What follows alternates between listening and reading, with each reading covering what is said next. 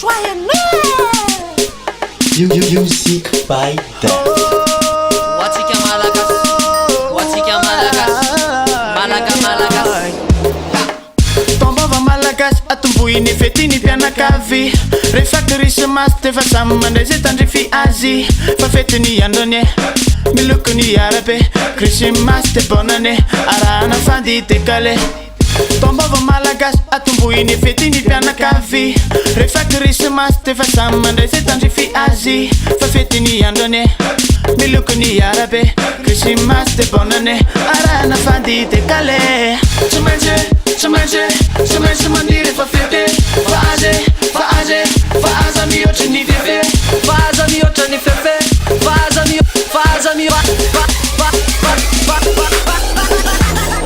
Som toneel am tulan Som toneel am tulan Som toneel am tulan Som toneel am tulan Som toneel am tulan Som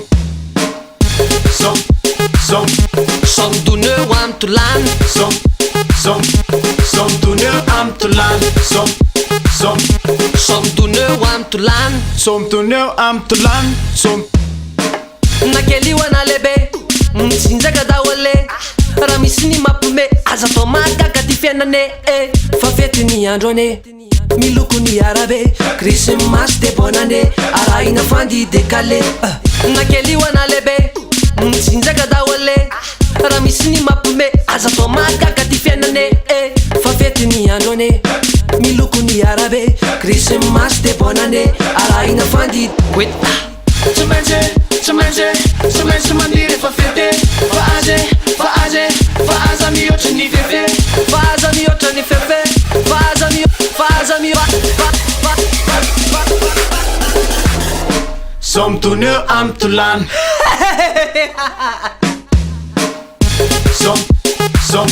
Som toneel am tulan Som toneel am tulan Som toneel am tulan Som toneel am tulan Som toneel am tulan Som toneel am tulan Som toneel am tulan Som toneel am tulan Som Iware letistolana nilandrosa mietsika tovy daholan zesta aodony aolan aodony aolan Iware letistolana nilandrosa mietsika tovy daholan zesta aodony aolan aodony aolan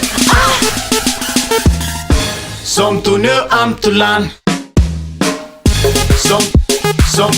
Som toneel am tulan Som toneel am tulan Som toneel am tulan Som toneel am tulan Som toneel am tulan Som toneel am tulan Music by Daft.